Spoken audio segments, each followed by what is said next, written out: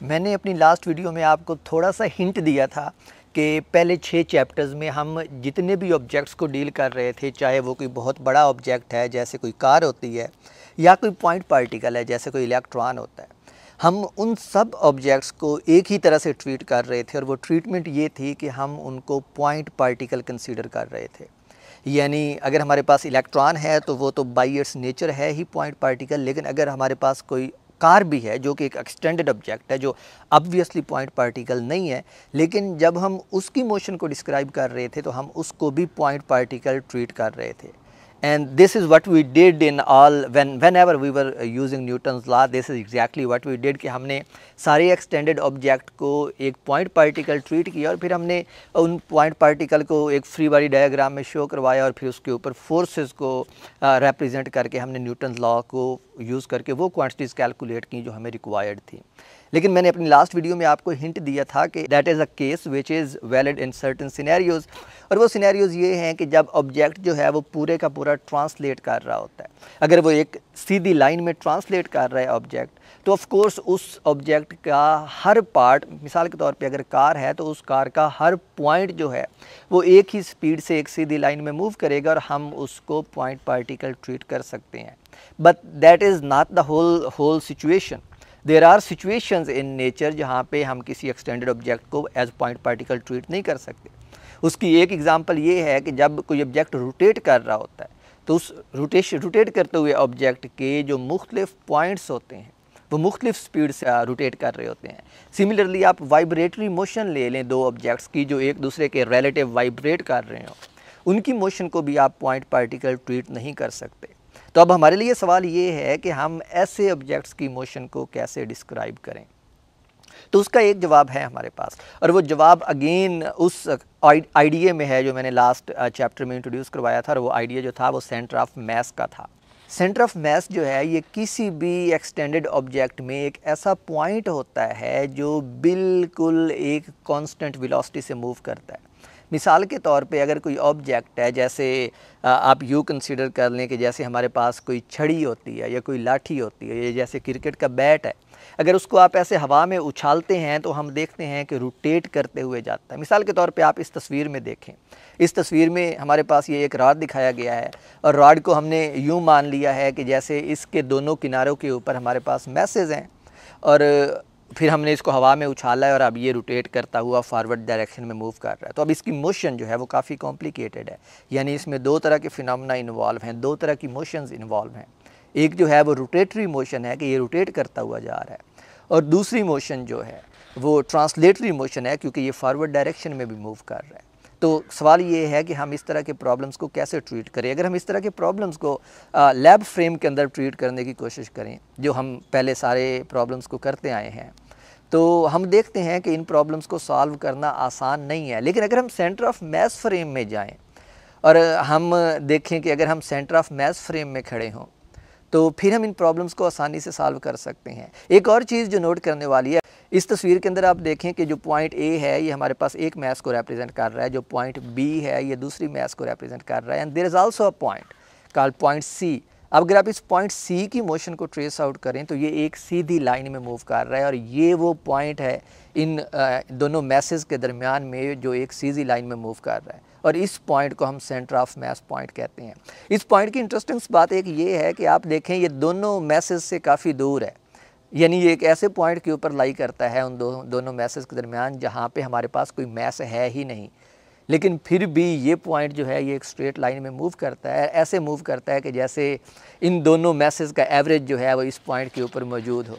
ठीक है, तो ये पॉइंट जो है ये सेंटर ऑफ मास कहलाता है और इसी की मोशन है जो हमारे लिए इंपॉर्टेंट है, और इस सारे चैप्टर में हम सेंटर ऑफ मास को ही डील करेंगे। तो सबसे पहले हम इसी प्रॉब्लम को सॉल्व करने वाले हैं जिसमें हमारे पास दो मैसेज हैं किसी भी स्ट्रिंग के दो किनारों के ऊपर, और हम देखना चाहते हैं कि ये कैसे मूव करती है। तो मैंने कहा कि अगर आप इस प्रॉब्लम को आप सेंटर ऑफ मास फ्रेम में विजुअलाइज़ करें तो हमारी जो मोशन है वो काफ़ी आसान हो जाती है उसको अंडरस्टैंड करना। अगर आप इस सेंटर ऑफ मास फ्रेम में हो तो इसका मतलब है आप पॉइंट सी के ऊपर बैठे हुए हैं और आप इस पॉइंट सी के साथ साथ मूव कर रहे हैं। इसका मतलब है कि चूँकि अब आप पॉइंट सी के ऊपर बैठे हुए हैं तो पॉइंट सी जो है, जो सेंटर ऑफ मास पॉइंट है, वो तो आपको एक स्ट्रेट लाइन में मूव करता हुआ नजर आएगा। Then what about point A and point B, जहाँ पे हमारे पास दो मैसेज हैं। अगर आप इस तस्वीर के अंदर देखें तो ये उसी रॉड की तस्वीर है जिसके दोनों किनारों के ऊपर दो मैसेज हैं। तो इसका सेंटर ऑफ मास जो है वो सेंटर में है और हमें यूँ लगता है कि जो दोनों मैसेज हैं वो इसके गिर्द रोटेट कर रही हैं, विच मीन्स कि हमारा जो प्रॉब्लम, जो कॉम्प्लिकेटेड मोशन थी जो मैंने आपको इस पिक्चर में दिखाई, वो अब क्या हो गई है, इस वाली तस्वीर में तब्दील हो गई है, जिसमें हम अपनी मोशन को या इस ऑब्जेक्ट की मोशन को दो मोशंस में डिवाइड कर सकते हैं।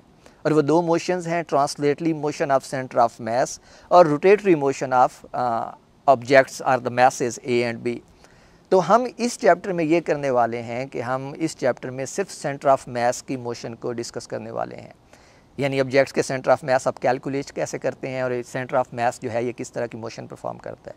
जो रोटेटरी मोशन है वो हमारे नेक्स्ट 2 चैप्टर्स का टॉपिक है, यानी चैप्टर 8 और चैप्टर 9 में हम रोटेटरी मोशन पढ़ रहे होंगे और फिर हम सारी जो न्यूटन के लॉज हमने पढ़े हैं उनको ला के लागू करेंगे ऐसे ऑब्जेक्ट्स के ऊपर जो रोटेट कर रहे हों।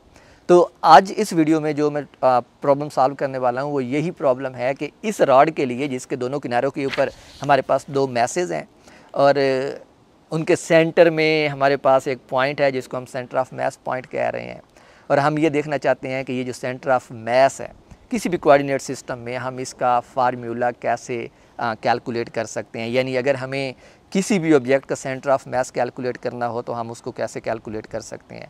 तो मैं इस ऑब्जेक्ट के लिए जिसके अंदर दो मैसेज हैं इसको आज कैलकुलेट करने वाला हूं और फिर हम इसको एक्सटेंड करेंगे ऐसे ऑब्जेक्ट्स के लिए जिनके अंदर दो से ज़्यादा मैसेज हों, और फिर फाइनली ऐसे ऑब्जेक्ट के ऊपर जो एक्सटेंडेड ऑब्जेक्ट हों, जैसे फुटबॉल होता है, जैसे कोई भी एक्सटेंडेड चीज़ होती है किसी भी शेप की हो, उसका सेंटर ऑफ मास जो है वो हम कैसे कैलकुलेट करेंगे। ये सारा हमारा इस चैप्टर के टॉपिक होंगे और जिनको हम डिटेल में डील करेंगे। और एक दफ़ा जब हम सेंटर ऑफ मास की मोशन को समझ लेंगे तो फिर हम नेक्स्ट चैप्टर में चलेंगे रोटेशन के ऊपर कि जब ऑब्जेक्ट रोटेट करते हैं तो वो किस तरह की मोशंस परफॉर्म करते हैं। तो आए इस सवाल को सॉल्व करते हैं। ये जो दो मैसेज हैं जो किसी भी रॉड के, हम फ़र्ज़ करेंगे आगे चल के कि रॉड जो है वो मासलेस है, लेकिन वो रॉड के किनारों के ऊपर अगर हमारे पास दो मैसेज हैं तो हम उसका सेंटर ऑफ मास कैसे फाइंड करते हैं।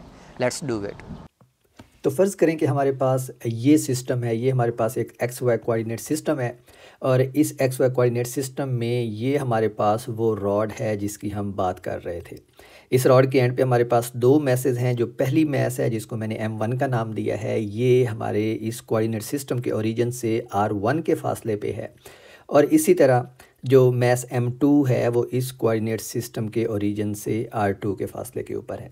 और जैसा मैंने बताया कि इन दोनों मैसेज के दरमियान में ये देखें, ये दोनों मैसेज जो हैं ये इस रॉड से कनेक्टेड हैं और इस रॉड को हम मैसलेस कंसीडर करेंगे इस केस में। और इन दोनों मैसेज के दरमियान में इस रॉड के ऊपर ये वो पॉइंट एग्जिस्ट करता है जिसको हमने सेंटर ऑफ मास का नाम दिया है, और इस सेंटर ऑफ मास का जो ओरिजिन से डिस्टेंस है वो RCM है। और हमने यहाँ पे ये जो पिंक लाइन है इससे ये रिप्रेजेंट किया है कि जो सेंटर ऑफ मास है वो हमेशा इस पिंक लाइन के ऊपर इस डायरेक्शन में मूव करेगा। आल्दो कि हमारे पास ये जो रॉड है हो सकता है कि ये मास M1 इस डायरेक्शन में मूव कर रही हो, M2 इस डायरेक्शन में मूव कर रही हो, लेकिन ये जो सेंटर ऑफ मास है ये हमेशा ही इस स्ट्रेट लाइन के ऊपर मूव करेगा। तो जब हमारे पास ये इन्फॉर्मेशन दी हुई है कि दोनों ऑब्जेक्ट्स की जो मैसेज हैं वो M1 और M2 हैं और उनके ओरिजिन से जो डिस्टेंसेस हैं वो R1 और R2 हैं, तो अब हम सेंटर ऑफ मास को डिफ़ाइन कर सकते हैं। यानी ये जो फासला है R सेंटर ऑफ मास, इसको मैं RCM से रिप्रेजेंट करता हूँ, तो इसको हम डिफ़ाइन करते हैं कि ये इक्वल होता है R1 times M1 plus R2 times M2। ये हमें ये बता रहा है कि mass of the object multiplied by distance of the object from origin of coordinate axis plus mass of second object times distance of second object from the origin of coordinate system. और अगर हम इस सारे को दोनों message के ऊपर divide कर दें, यानी सिस्टम की जितनी मास है वो उसके ऊपर डिवाइड कर दें, तो ये इक्वेशन जो है ये हमें सेंटर ऑफ मास बताती है कि ये वाला जो डिस्टेंस है, ये जिसको हमने R सेंटर ऑफ मास कहा है, ये वाला डिस्टेंस ये ओरिजिन से इतने फासले के ऊपर है। पे जो बात नोट करने वाली है वो ये है कि हमने इसको इस एक्स वाई कोऑर्डिनेट सिस्टम में डिफ़ाइन किया है, ये जो हमारे पास R सेंटर ऑफ मास है, और एक्स वाई कोऑर्डिनेट सिस्टम हमें ये बता रहा है कि हमारे पास जो सेंटर ऑफ मास होगा उसका कुछ कोऑर्डिनेट एक्स एक्सिस के अलांग होगा और कुछ कोऑर्डिनेट वाई एक्सिस के अलांग होगा। बिल्कुल जैसे हम फंडामेंटली जानते हैं कि आप 2D स्पेस में किसी भी पॉइंट को लोकेट करने के लिए उसके एक्स और वाई कोऑर्डिनेट को लिखते हैं। तो इसका मतलब है कि ये जो सेंटर ऑफ मास है ये भी असल में हमारे पास क्या है, जो वेक्टर इक्वेशन है ये असल में दो इक्वेशंस हैं और उन दो इक्वेशंस को हम कैसे रिप्रेजेंट कर सकते हैं। एक्स सेंटर ऑफ मास यानी सेंटर ऑफ मास पॉइंट का वो फासला जो हमें एक्स एक्सिस के अलॉन्ग मूव करना पड़ेगा सेंटर ऑफ मास पॉइंट तक पहुंचने के लिए, वो है m1 x1 plus m2 x2 divided by m1 plus m2। और इसी तरह जो y सेंटर ऑफ मास बनेगा वो होगा m1 y1 plus m2 y2 divided by m1 plus m2। और ये बिल्कुल फंडामेंटल सी बात है जो आपको अब हमेशा से पता है कि जब भी हमारे पास कोई वेक्टर इक्वेशन होती है तो उसका सिंपली मतलब ये होता है कि it's a number of equations, there is one equation for each coordinate axis. तो चूँकि यहाँ पे हम 2D सिस्टम ले रहे हैं यानी सिर्फ X Y coordinate system consider कर रहे हैं, तो हमारे पास ये जो वेक्टर इक्वेशन है जिसमें हमने आर सेंटर ऑफ मास लिखा है ये असल में हमारे पास दो इक्वेशन है, one for each coordinate axis. जो नेक्स्ट चीज़ नोट करने की है वो ये है कि मैंने यहाँ पे दिखाया है कि ये जो हमारा सेंटर ऑफ मास है ये इस पिंक लाइन के अलॉन्ग मूव कर रहा है। तो अगर ये इस पिंक लाइन के अलॉन्ग मूव कर रहा है तो ऑफ कोर्स कुछ टाइम गुजरने के बाद ये जो हमारा सेंटर ऑफ मास पॉइंट है यहाँ से मूव करता करता इस पॉइंट पे पहुँच जाएगा, जो हमें सिंपली ये बताता है कि जो सेंटर ऑफ मास है वो कुछ वेलोसिटी v सेंटर ऑफ मास के साथ मूव कर रहा है। तो अगर हमने उस वेलोसिटी की इक्वेशन कैलकुलेट करनी है तो हमें क्या करना होगा, तो हमारे पास पोजीशन वेक्टर है और हमें पता है कि हम पोजीशन वेक्टर से वेलोसिटी बहुत आसानी से कैलकुलेट कर सकते हैं उसका टाइम डेरिवेटिव लेके। तो हम क्या करते हैं, यहाँ पे ये जो पोजीशन वेक्टर के लिए हमने इक्वेशन लिखी है यानी जो पोजीशन वेक्टर सेंटर ऑफ मास को बता रहा है इसका टाइम डेरिवेटिव ले लेंगे तो हमारे पास क्या आ जाएगी, इस सेंटर ऑफ मास पॉइंट की वेलोसिटी आ जाएगी। तो हमारे पास जो वेलोसिटी होती है यानी v सेंटर ऑफ मास जो है ये क्या होती है, d r centre of mass divide by dt। और लेफ़्ट साइड का अगर टाइम डेरिवेटिव लिया है तो राइट साइड का भी टाइम डेरिवेटिव लेना होगा। और हमने ये सपोज़ किया हुआ है कि जो मैसेज हैं वो चेंज नहीं हो रही यानी वो कांस्टेंट हैं। तो जब हम राइट साइड का डेरिवेटिव लेंगे तो ये जो पहली टर्म है इसमें मैस m1 कांस्टेंट है तो ये बन जाएगा m1 और हमारे पास dr1 चूँकि डिस्टेंस जो है r1 वो रीजन से चेंज हो रहा है तो ये बन जाएगा dr1 by dt plus similarly m2 constant है और अब r2 जो है वो चेंज हो रहा है ओरिजिन से तो ये बन जाएगा dr2 डिवाइड बाई dt और ये सारा जो है इसका डिनोमिनेटर है हमारे पास m1 प्लस m2 जो कांस्टेंट है और टोटल मास है सिस्टम की। तो इधर से अब हम सिंपली r1 और r2 जो हैं वो पहले और दूसरे ऑब्जेक्ट की वेलोसिटीज़ हैं हमारे पास, तो हम इन वेलोसिटीज़ को अब यूँ लिख लेते हैं एक नेक्स्ट स्टेप में कि ये हमारे पास जो सेंटर ऑफ मास की इक्वेशन है जिस वेलोसिटी से सेंटर ऑफ मास मूव करेगा वो बन जाएगा m1 v1 plus m2 v2 divided by m1 plus m2। और ये इक्वेशन हमें सिंपली ये बता रही है कि जो सेंटर ऑफ मास है अगर हमारे पास पहली मास जो है वो वेलोसिटी v1 से मूव करे और जो दूसरी मास है वो वेलोसिटी v2 से मूव करे तो जो सेंटर ऑफ मास है ओवरऑल वो इस वेलोसिटी से मूव करेगा जो हमने इस इक्वेशन में लिखी है। इसी तरह अगर हमारे पास, अब ये पॉइंट नोट करने वाला है कि अगर हमारे पास एक्सटर्नल फोर्सेस एक्ट कर रही हों सिस्टम के ऊपर, मैं अभी इंटरनल और एक्सटर्नल फोर्सेस की डिस्कशन के ऊपर आता हूँ और साबित करता हूँ कि सिस्टम जो है वो उसी सूरत में एक्सेलरेट करेगा यानी सेंटर ऑफ मास उसी सूरत में एक्सेलरेट करेगा जब उसके ऊपर एक्सटर्नल फोर्स होगी, इंटरनल फोर्स की वजह से वो मूव नहीं करेगा। इसको मैं अभी प्रूफ करता हूँ आपको। लेकिन अगर हम यहाँ पे ये फ़र्ज़ करें कि अगर हमारे सिस्टम के ऊपर एक्सटर्नल फोर्सेस एक्ट कर रही हैं तो उस सूरत में हमारे पास जो एक्सेलरेशन होगा उसकी इक्वेशन क्या बनेगी। तो अब हमने वेलोसिटी की इक्वेशन कैलकुलेट कर ली है और वेलोसिटी हमें ये बता रही है कि जो सिस्टम है वो यूनिफॉर्म स्पीड से मूव कर रहा है। लेकिन अगर उसके ऊपर एक्सटर्नल फोर्सेस एक्ट कर रही हैं तो वो जो यूनिफॉर्म स्पीड है जो वेलोसिटी है, ऑफ कोर्स अगर हम इसको वेक्टोरियल नोटेशन में बोल दें तो इसमें एक्सेलरेशन, इसमें चेंज पैदा होगी उस फोर्स की वजह से और ऑफ कोर्स फिर हमारे पास क्या होगा, एक्सेलरेशन प्रोड्यूस होगा सिस्टम में। और ये जो एक्सेलरेशन है इसको हम कैलकुलेट करना चाहते हैं और इस एक्सेलरेशन को हम कहते हैं एक्सेलरेशन ऑफ सेंटर ऑफ मास।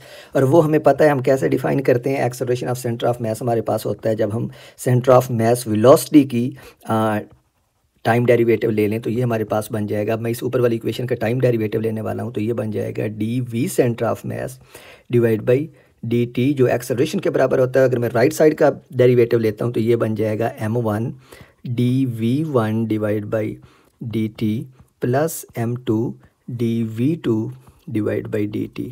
ये बिल्कुल सिंपली टाइम डेरिवेटिव ले रहा हूँ मैं, और कोई नया काम नहीं कर रहा। डिवाइड बाय डिनोमिनेटर में हमारे पास है m1 प्लस m2।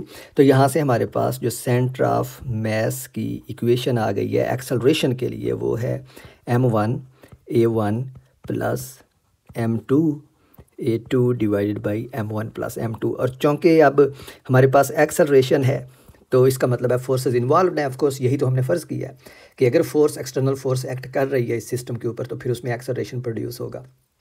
तो अब हमने फोर्सेस को डिस्कस करना है कि जब फोर्सेस एक्ट करेंगी तो किस तरह का एक्सेलरेशन प्रोड्यूस होगा हमारे पास। तो इसका मतलब है कि हमारा जो नेक्स्ट स्टेप है वो हम देखना चाहते हैं कि किस तरह जब किसी भी सिस्टम के ऊपर फोर्सेस एक्ट करती हैं तो उनके अंदर जो एक्सेलरेशन प्रोड्यूस होते हैं वो किस तरह के होते हैं। तो यहाँ पे हमें सिस्टम को डिफ़ाइन करना है। मैं बार बार कह रहा हूँ कि जब भी किसी सिस्टम के ऊपर एक्सटर्नल फोर्सेस एक्ट करती हैं तो उसमें किस तरह के एक्सेलरेशन प्रोड्यूस होते हैं वो फोर्सेस के ऊपर डिपेंड करता है। तो यहाँ पर हमारे पास जो सिस्टम है वो हम अपनी मर्ज़ी से डिफ़ाइन करते हैं, ठीक है।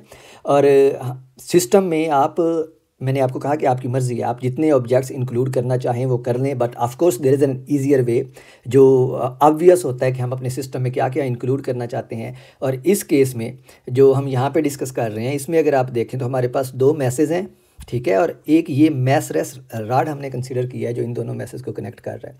तो इसका मतलब है कि हम सिस्टम में सिर्फ ये 3 चीज़ें इंक्लूड करेंगे, मैसलेस रॉड और 2 मैसेज। तो ये हमारा सिस्टम है। अब वो सारी फोर्सेस जो इन 2 मैसेज और रॉड्स के दरमियान एक्ट करेंगी वो सारी इंटरनल फोर्सेस कहलाएंगी, और इनके अलावा जो भी फोर्सेस होंगी वो सारी की सारी एक्सटर्नल फोर्सेस कहलाएंगी। यानी हमारा सिस्टम जो है वो सराउंडिंग्स के साथ जो कुछ यानी उस सिस्टम के बाहर मौजूद है उसके साथ इंटरेक्ट कर सकता है, और ऑफ कोर्स वो इंटरेक्शंस जो हैं वो फोर्सेस की वजह से होती हैं। तो यहाँ पे अब मैं 2 तरह की फोर्सेस डिस्कस करने वाला हूँ, इंटरनल फोर्सेस और एक्सटर्नल फोर्सेस। और हम इस सेंटर ऑफ मास में जो एक्सेलरेशन प्रोड्यूस हो रहा है उसको आप देख सकते हैं राइट हैंड साइड पे क्या हो रहा है। वो जो इंडिविजुअल एक्सेलरेशन प्रोड्यूस हो रहे हैं मैसेज m1 और m2 में उनको हम कर सकते हैं स्टडी करके ये देख सकते हैं कि सेंटर ऑफ मास में किस तरह का एक्सेलरेशन प्रोड्यूस होगा। तो यहाँ पे हमारा गोल ये है कि इंटरनल और एक्सटर्नल फोर्सेस की वजह से ये देखें कि ये जो एक्सेलरेशन प्रोड्यूस हो रहा है मास 1 में और मास 2 में ये किस तरह एक्सटर्नल और इंटरनल फोर्सेस इन एक्सेलरेशन के ऊपर किस तरह असरअंदाज हो। तो जो टोटल फोर्स सिस्टम के ऊपर एक्ट करेगी, जैसा मैंने बताया कि F टोटल जो है वो क्या होगी हमारे पास, वो F इंटरनल होगी, यानी इंटरनल फोर्सेस जो सिस्टम के अंदर से एक्ट करती हैं उसके ऊपर, और एक्सटर्नल फोर्सेस जो सिस्टम के बाहर सराउंडिंग से एक्ट करती हैं उसके ऊपर। तो हमारे पास जो टोटल फोर्स है वो इन 2 फोर्सेस का सम होगी। तो हम सबसे पहले इंटरनल फोर्सेस को डिस्कस करते हैं, और इंटरनल फोर्सेस को मैं अब डिस्कस करता हूँ कुछ डायग्राम्स बना के। और इंटरनल फोर्सेस मैंने आपको बताया कि वो फोर्सेस हैं जो सिस्टम के अंदर से एक्ट करती हैं। तो सिस्टम के अंदर हमारे पास क्या है, हमारे पास 2 मैसेज हैं और एक रॉड है। तो मैं XY कोऑर्डिनेट सिस्टम ड्रॉ करता हूँ यहाँ पे और आपको दिखाता हूँ कि इंटरनल फोर्सेस जो हैं वो किस नेचर की हैं। तो let's make a coordinate system, और इस कोऑर्डिनेट सिस्टम में हम यूँ करते हैं कि ये रहा हमारे X और Y एक्सेस।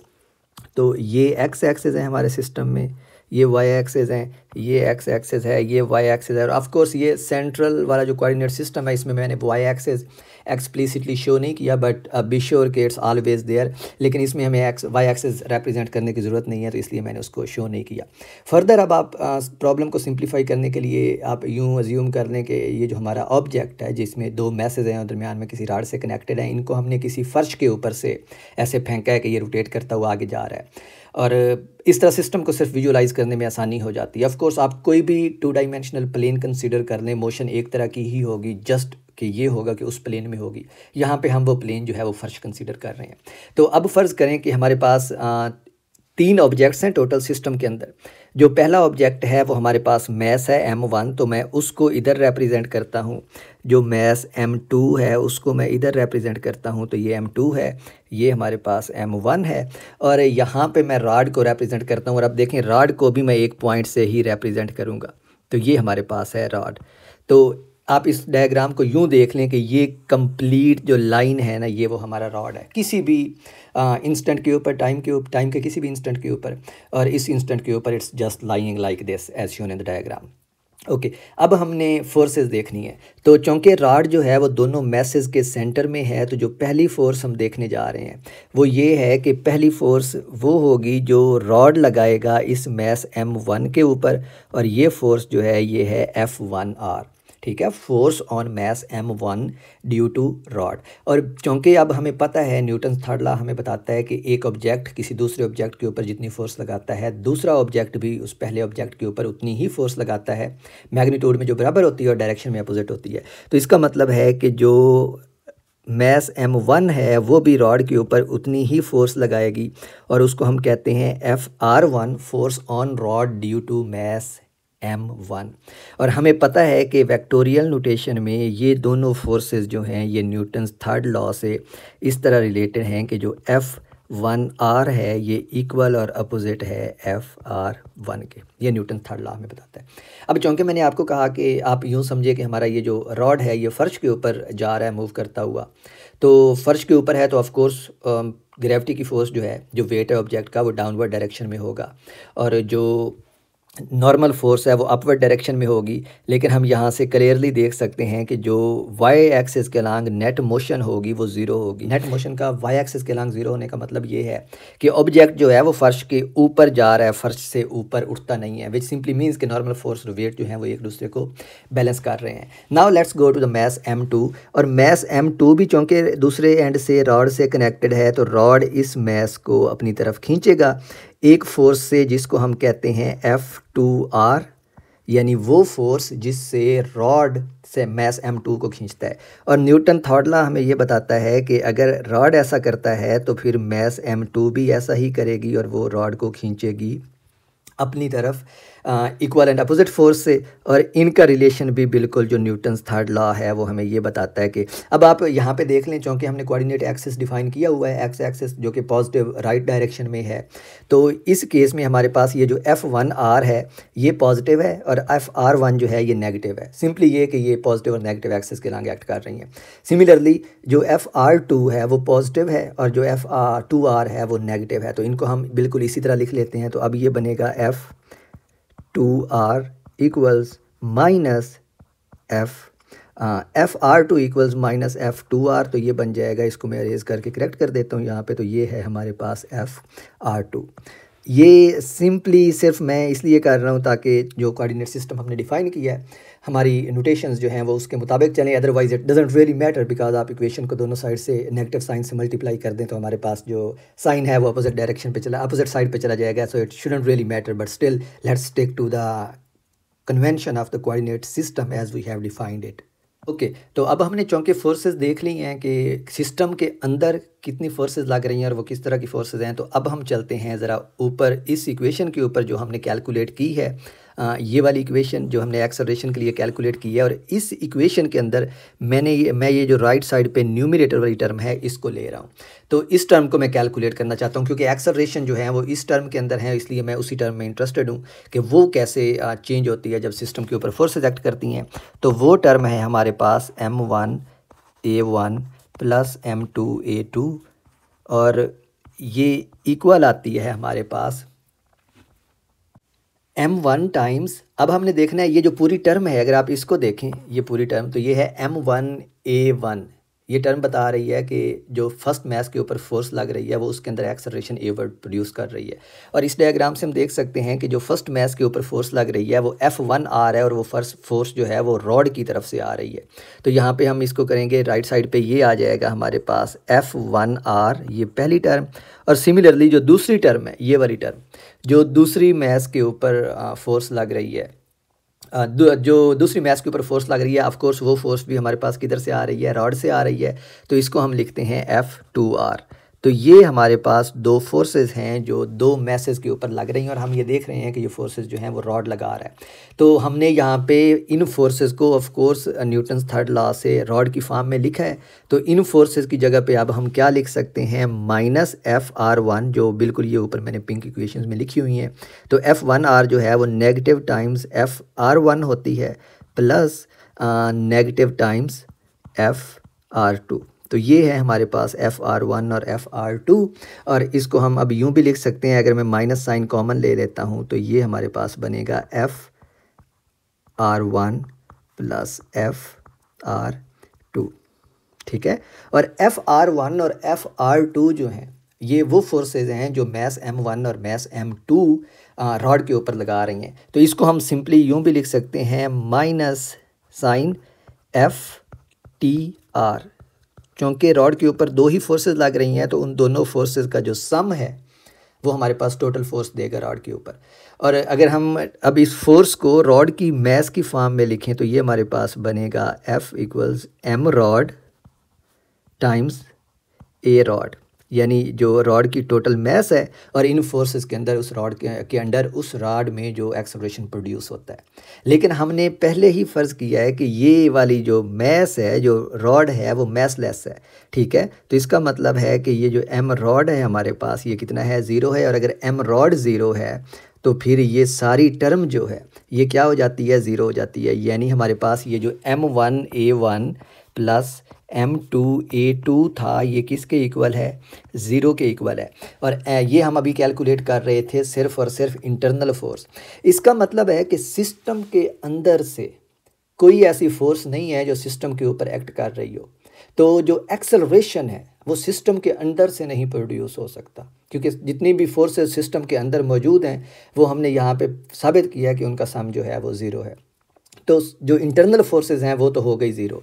अब हमने कैलकुलेट करनी है एक्सटर्नल फोर्सेस। तो एक्सटर्नल फोर्सेस अब हम यहाँ पे कैलकुलेट करते हैं। ये है हमारे पास अब F एक्सटर्नल। तो अब अगर हम एक्सटर्नल फोर्सेस को देखें तो हमारे पास वो जो न्यूमरेटर वाली टर्म थी जिसको हमने कहा था M1A1 प्लस M2A2, अब ये हमें क्या देगी, ये पहले ही मैस के ऊपर जो एक्सटर्नल फोर्स एक्ट कर रही है उसको हम कहते हैं F1 एक्सटर्नल। और सिमिलरली जो दूसरी मैस के ऊपर एक्सटर्नल फोर्स एक्ट कर रही है उसको हम कहते हैं F2 एक्सटर्नल।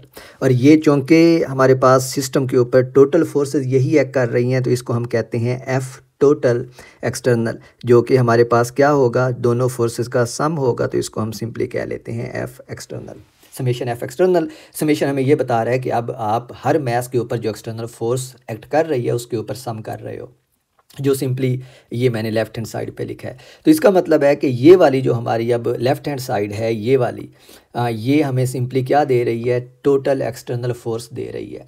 तो अब हम इस इक्वेशन को यूँ भी लिख सकते हैं, ये वाली जो ऊपर वाली इक्वेशन है जिसको मैंने यहाँ पे लिखा था जहाँ से ये सारी फोर्सेस की डिस्कशन स्टार्ट हुई थी, ये वाली एक्सप्रेशन। तो अगर मैं इसमें ये न्यूमरेटर को इधर डिनोमिनेटर को इधर मल्टीप्लाई कर दूँ तो ये बन जाएगा M1 plus M2 equals this term जो टोटल F एक्सटर्नल के बराबर है। तो अब ये हमारे पास बन जाएगा M1 प्लस M2, ये डिनोमिनेटर वाला M1 प्लस M2 है जिसको मैंने राइट पे मल्टीप्लाई कर दिया है into A centre of mass. और ये इक्वल किसके है, ये इस F एक्सटर्नल के इक्वल है जो यहाँ पे हमने देखी है। तो ये बन जाएगा समेशन F एक्सटर्नल, ठीक है। और ये हमारे पास अब आ गई है इक्वेशन जब हमारे पास कोई सिस्टम ऑफ पार्टिकल हो, यानी जिसमें इसमें एक से ज़्यादा मैसेज हो। इस केस में हमने दो मैसेज कंसीडर किए हैं, लेकिन हम बिल्कुल इसी केस को नेक्स्ट वीडियो लेक्चर में एक्सटेंड करने वाले हैं फॉर मैसेज मोर देन 2। तो अगर आप इस इक्वेशन को देखें अब, तो ये इक्वेशन बिल्कुल न्यूटन सेकंड लॉ है। देखें ज़रा गौर करें, F equals M times A, ठीक है। उस केस में जो प्रीवियसली हम न्यूटन सेकंड लॉ पढ़ रहे थे उसमें हम सिर्फ ये फ़र्ज़ कर रहे थे कि जो मैस है वो एक ऑब्जेक्ट है, सिंगल मैस है। इस केस में हम क्या देख रहे हैं कि हमारे पास दो मैसेज हैं, लेकिन वो दो मैसेज इस तरह बिहेव कर रही हैं जैसे असल में वो एक ही मैस हो, और वो सारी की सारी मैस कहाँ पे मौजूद हो, ऑब्जेक्ट के सेंटर ऑफ मैस के ऊपर। और अब उस सेंटर ऑफ मैस के ऊपर आप एक्सटर्नल फोर्स एक्ट करते हैं तो उस सेंटर ऑफ मैस जिसकी मैस M1 प्लस M2 है उसके अंदर acceleration A centre of mass produce होता है। तो हमारा यहाँ से कंक्लूजन क्या निकला, कंक्लूजन ये निकला कि हमारे पास जब भी एक से ज़्यादा पार्टिकल होते हैं, यानी सिस्टम ऑफ पार्टिकल होता है, यहाँ पे हम इस आज के केस में दो पार्टिकल्स हैं, उसमें हम उस मोशन को दो हिस्सों में डिवाइड कर सकते हैं। पहला हिस्सा जिसमें आप सेंटर ऑफ मैस की मोशन को कंसीडर करते हैं जो हमेशा एक स्ट्रेट लाइन में होती है, यानी वो जो पार्टिकल जो है या वो पॉइंट जो है सेंटर ऑफ मैस जिसको हमने कहा है वो यूनिफॉर्म वेलोसिटी से मूव करता है, that velocity is called V centre of mass, पहला पॉइंट। और दूसरा जो ऑब्जेक्ट की मोशन है, जो दूसरी मैसेज होती हैं, उनकी इंडिविजुअल मोशंस हमें इस तरह नज़र आती हैं जैसे वो सेंटर ऑफ मास के अराउंड रोटेट कर रहे हैं। सेकेंडली, हम न्यूटन सेकंड लॉ जो है ये वाला, ये यूज़ कर सकते हैं किसी सिस्टम ऑफ पार्टिकल्स के ऊपर भी, लेकिन इस केस में हमें यूँ लगेगा कि जो पूरे सिस्टम की मैस है वो एक पॉइंट के ऊपर कंसंट्रेटेड है और उस पॉइंट जो है वो सेंटर ऑफ मास पॉइंट है, और जब हम उस सिस्टम के ऊपर फोर्स लगाते हैं तो पूरा सिस्टम यूँ बिहेव करता है जैसे पूरे का पूरा सिस्टम जो है उसकी मैस सेंटर ऑफ मास के ऊपर थी, और सेंटर ऑफ मास पॉइंट जो है वो ए सेंटर ऑफ मास से अब एक्सेलरेट करता है। तो इस तरह हम न्यूटन्स लॉज को अब मॉडिफाई कर लिया है हमने for systems in which we have more than one particles and like for extended systems. Now we need to solve one example related to this कि हम सेंटर ऑफ मास कैसे कैलकुलेट करते हैं। तो ये प्रॉब्लम मैं आपके लिए सॉल्व करना चाहता हूँ इस टॉपिक के रिलेटेड जो हमने पढ़ा है, और ये एक्सरसाइज 6 है चैप्टर 7 की बुक हैलिडे, रेजनिक और क्रेन। और इसकी स्टेटमेंट ये है कि a shell is fired from a gun with a muzzle velocity of 466 metres per second at an angle of 57.4 degrees with the horizontal. At the top of the trajectory, the shell explodes into two fragments of equal masses. One fragment, whose speed immediately after the explosion is 0, falls vertically. How far from the gun does the other fragment land assuming level terrain? और हमें ये कहा गया है कि जो ground है उसको अगर आप हमवार जाने तो फिर जो दूसरा पार्टिकल है उस ऑफ कोर्स शेल का जो भी फायर किया गया है वो कितनी दूर गिरेगा। तो स्टेटमेंट ये है कि अगर हम सबसे पहले तो ये कंसीडर करते हैं कि हमारा कोऑर्डिनेट सिस्टम ये है, एक्स एक्सेस इसके वर्टिकल डायरेक्शन में हमारा है वाई एक्सेस, और ये बिल्कुल प्रोजेक्टाइल मोशन वाला प्रॉब्लम है। तो जो शेल है वो यहाँ से फेंका गया है इस पॉइंट के ऊपर, लेट्स से ओरिजिन से फेंका गया है, और हमें पता है कि जो शेल है वो ये वाला पाथ फॉलो करता है। तो अब हम देख सकते हैं कि इस वाले पाथ में ये सिंपली प्रोजेक्टाइल का पाथ है, और ये वो पाथ है अगर शेल एक्सप्लोड ना करता तो वो फॉलो करता, और शेल जो है वो एक्सप्लोड करता है इस पॉइंट के ऊपर, और इस पॉइंट के ऊपर वो कहते हैं कि ये दो फ्रैगमेंट्स में तकसीम हो जाता है। जो एक फ्रैगमेंट है वो सीधा का सीधा नीचे गिरता है विद ज़ीरो वेलोसिटी। तो पहला फ्रैगमेंट जो है वो इस पॉइंट के ऊपर गिरता है, और हमसे ये पूछा गया है कि जो दूसरा फ्रैगमेंट है इस शेल का, फ़र्ज़ करें कि वो इस डायरेक्शन में अब कहीं जा रहा है, तो हमसे ये पूछा गया कि वो कितनी दूर जाके गिरेगा, और ऑफ कोर्स हमसे जो पूछा गया वो यही है कि वो दूर इसी अलॉन्ग एक्स एक्सेस कितनी दूर जाके गिरेगा। तो ये हमारा एक्स एक्सेस है और ये हमारा वाई एक्सेस है। अब जो सबसे अहम पॉइंट है इसमें वो ये है कि हमने अभी पढ़ा है कि जब हमारे पास कोई सिस्टम ऑफ पार्टिकल्स होता है तो उसका सेंटर ऑफ मास जो है वो एक सीधी लाइन में सफ़र करता है, यानी जिस डायरेक्शन में वो जा रहा होता है वो उसी डायरेक्शन में मूव करता रहता है। मिसाल के तौर पे जो शेल है हमारा वो इस पॉइंट के ऊपर टॉप के ऊपर एक्सप्लोड हुआ है, सही है। तो एक जो पार्टिकल है उसका एक जो पार्ट है उस शेल का दो हिस्सों में तकसीम हुआ है, तो वो इस डायरेक्शन में मूव कर गया, दूसरा सीधा नीचे गिर गया, लेकिन जो सेंटर ऑफ मास है इस सिस्टम का वो बिल्कुल इसी पैराबोलिक पाथ के ऊपर जाता जाएगा, क्योंकि ये इसी पैराबोलिक पाथ के ऊपर जा रहा था, और जब वो एक्सप्लोड हो गया शेल तो उसके बाद भी सेंटर ऑफ मास उसी लाइन में चलता जाएगा, यानी वो जो उसका नेचुरल पाथ है उसी को फॉलो करेगा। तो इसका मतलब है कि सेंटर ऑफ मास जो है वो इस पॉइंट से इस पॉइंट तक आ गया। तो इसका मतलब है हम एक्स सेंटर, अब देखें वाई एक्सेस के अलॉन्ग कोई मोशन नहीं है, क्योंकि हमारी जो टोटल मोशन है वो एक्स एक्सेस के अलॉन्ग है, क्योंकि दोनों जो शेल के पार्ट्स हैं वो एक्स एक्सेस के ऊपर ही जाके गिरते हैं। तो अगर हम देखें तो जो सेंटर ऑफ मास है वो इतनी दूर आके गिरेगा इस पॉइंट से इस पॉइंट के ऊपर। और यहाँ पे जो सबसे अहम पॉइंट है वो ये है, वो जो आपने अपने पुराने नॉलेज से लेके आना है, वो ये है कि ये जो एक्स सेंटर ऑफ मास है ना, कि सेंटर ऑफ मास कितनी दूर जाके गिरता है, it's simply the range of the projectile. आप यहाँ से देख सकते हो, और रेंज के फार्मूलाज हमने तीसरे चैप्टर में पढ़े थे, ठीक है। तो हमने यहाँ पे जो चीज़ कैलकुलेट करनी है वो एक्स सेंटर ऑफ मास है, और एक्स सेंटर ऑफ मास जो है वो सिंपली रेंज है। तो हम रेंज को कैलकुलेट कर सकते हैं सबसे पहले, और रेंज को कैलकुलेट करेंगे तो रेंज हमारी किसके इक्वल है, एक्स सेंटर ऑफ मास के भी इक्वल है। और रेंज का फार्मूला आपने तीसरे चैप्टर में पढ़ा था, वो होता है VI² divide by G into sine of 2, let's call it phi. तो ये एंगल जो है ये एंगल फाई है, और ये हमें दिया हुआ है इट्स 57.4 डिग्रीज, ठीक है। अगर आपको रेंज का ये फार्मूला याद नहीं है तो आई वुड हाईली रेकमेंड कि आप वापस जाएं और इन फार्मूलाज की डेरिवेशन दोबारा से देखें कि आपने तीसरे चैप्टर में इनको किस तरह पढ़ा था। तो इसमें इनिशियल स्पीड भी दी हुई है 466 मीटर्स पर सेकंड है, एंगल भी दिया हुआ है 57.4 डिग्रीज है, ये फाई की वैल्यू है 2 जो है वो 114.8 हो जाएगा, और जी जो है वो कांस्टेंट है। तो इसका मतलब है आप एक्स सेंटर ऑफ मास की वैल्यू यहाँ से कैलकुलेट कर सकते हैं, और ये वैल्यू जो है ये आती है 2.01 × 10⁻⁴ मीटर। तो हमारे पास एक्स सेंटर ऑफ मास आ गया, सही है। और अब आपने कैलकुलेट करना है दूसरे पार्टिकल का कि ये जो इस शेल का दूसरा पार्ट था ये कितनी दूर जाके गिरता है। और हमें पता है कि जो एक्स सेंटर ऑफ मास है वो किसके इक्वल होता है, m1 x1 plus m2 x2 divided by m1 plus m2, सही है। तो हमने जो चीज़ कैलकुलेट करनी है वो ये x2 है कि दूसरी मास जो है ये वाला जो एक्सप्लोजन के बाद ये वाली मास है ये कितनी दूर जाके गिरती है।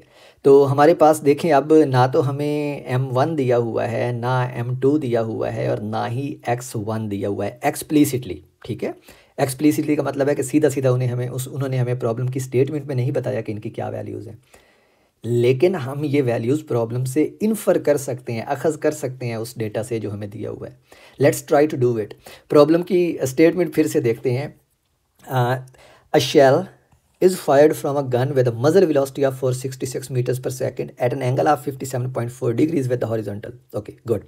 At the top of the trajectory, the shell explodes into two fragments of equal mass. ठीक है, तो जो शेल है हमारा वो दो इक्वल मास के फ्रैगमेंट्स में फट जाता है। और अगर इक्वल मास के फ्रैगमेंट्स में फट जाता है और अगर शेल की मास हम अपनी तरफ से m फ़र्ज़ कर लें तो जो m1 होगा वो क्या होगा, m/2, और जो m2 होगा वो भी हमारे पास क्या होगा, m/2। अब आप कहेंगे कि हमारे पास m भी तो नहीं दी हुई शेल की टोटल मास। लेट्स वेट, क्योंकि इस तरह के प्रॉब्लम बाज़ औक़ात खुद को खुद ही सॉल्व कर देते हैं। So let's wait for it and try to solve it. And the second thing that we need is, और आगे अगर प्रॉब्लम की स्टेटमेंट को पढ़ें तो है one fragment whose speed immediately after the explosion is zero, which means कि इसकी जो अपनी स्पीड है इस पहले फ्रैगमेंट की ये ज़ीरो है। अगर ये नीचे गिर रहा है तो that's only because of the gravitational force of the earth which is the weight of the object. Falls vertically, तो अगर ये बिल्कुल टॉप के ऊपर, यानी इस जो प्रोजेक्टाइल मोशन का सारा हमारे पास जितना प्रोजेक्टाइल ने फासला कवर किया अलॉन्ग एक्स एक्सिस, अगर ये इसकी टॉप के ऊपर जाके फटता है और ये सीधा नीचे गिर जाता है तो इसका मतलब है ये रेंज का आधा है। और रेंज हम कैलकुलेट कर चुके हैं, कितनी है हमारी 2.01 क्रॉस 1 की पावर 2 मीटर। तो इसका मतलब है कि ये वाला जो डिस्टेंस है जिसको हमने x1 कहा है ये सिंपली क्या होगा, आधा हो जाएगा, यानी ये हो जाएगा 1 मल्टीप्लाइड बाई 10⁴ मीटर। तो देखिए हमारे पास x1 भी आ गया, x सेंटर ऑफ मास भी आ गया, m1 और m2 भी आ गए इन टर्म्स ऑफ मास। तो सब्स्टिट्यूट करते हैं अब इन सब को इस एक्सप्रेशन में, ये वाली जो सेंटर ऑफ मास की एक्सप्रेशन है। तो x सेंटर ऑफ मास जो है वो है हमारे पास 2.01 multiplied by 10⁴ metre equals m1 जो है वो किसके इक्वल है, m डिवाइड बाई 2 के, और x1 जो है वो है 1 मल्टीप्लाइड बाई 10⁴ प्लस m2 जो है वो हमारे पास है m डिवाइड बाई 2 के, और x2 हमने फाइंड करना है और ये डिवाइडेड बाई है m1 प्लस m2 जो कि m/2 के बराबर है। तो ये m/2 प्लस m/2 बन जाएगा। तो ये हमारे पास डिनोमिनेटर जो है ये सिंपली m बन जाएगा। एक स्टेप में और इसको सिंप्लीफाई करें तो ये वाली जो एक्सप्रेशन है, ये जो न्यूमिरेटर वाला पार्ट है, इसमें से मैं अगर m/2 कॉमन ले लूँ तो ये हमारे पास बनेगा m divided by 2 into 1 multiplied by 10⁴ plus x2 divided by, ये जो हमारे पास डिनोमिनेटर में है सब कुछ ये सिंपली m है, क्योंकि m/2 प्लस m/2 जो है वो m है। और अब आप यहाँ से देख सकते हैं कि ये जो मास है ये ऑटोमेटिकली कैंसिल हो रही है, और हमारे पास जो ये 2 है, ये वाला 2 ये लेफ़्ट साइड पे आके मल्टीप्लाई हो जाएगा। तो हमारे पास जो इक्वेशन अब बनेगी वो बनेगी 4.02 multiplied by 10⁴ equals 1 multiplied by 10⁴ plus x। तो x2 हमारे पास आएगा 4.02 multiplied by 10⁴ minus 1 multiplied by 10⁴। तो ये हमारे पास जो x2 आता है ये आता है 3.02 मल्टीप्लाइड बाई 10⁴, और यूनिट्स इसके मीटर थे और अलॉन्ग। तो ये हमने कैलकुलेट कर लिया x2, ठीक है। तो अब it kind of makes sense कि हमारे पास अगर एक जो पार्ट है वो इतने फासले पे गिर रहा है तो दूसरा पार्ट जो है वो इससे 3 गुना दूर जाके गिरना चाहिए, क्योंकि जो हमारा सेंटर ऑफ मास है वो यहाँ पे आके गिर रहा है। ठीक है। तो इस तरह आप सेंटर ऑफ मास कैलकुलेट कर सकते हैं। ऑफ कोर्स जैसे ये एग्जांपल मैंने इसीलिए ही चुनी थी क्योंकि it was not straightforward. You have to think कि प्रोजेक्टाइल मोशन में आपका सेंटर ऑफ मास जो है वो किधर जाके गिरेगा, और फिर आपने उसको रेंज से रिलेट करना था। But then it's all about thinking. Okay, that's it for today's lecture. तो नेक्स्ट में अब मैं इसको 2 मैसेज से ज़्यादा मैसेज के ऊपर एक्सटेंड करूँगा और फिर हम कंटिन्यूस सिस्टम के ऊपर जाएंगे। So I will see you in the next video.